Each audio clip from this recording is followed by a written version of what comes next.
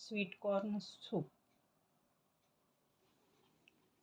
एका वाटीत कॉर्नफ्लोअर घ्या, त्यात पाणी घालून गोळ करून घ्यावे।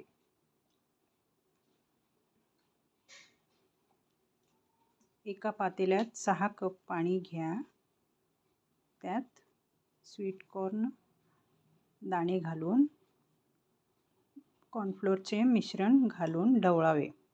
त्यात बटर, लसूण, बारीक चिरलेला कांदा, बारीक चिरलेले मिरची घालून उकळू द्यावे। त्यात चवीनुसार मीठ घालावे।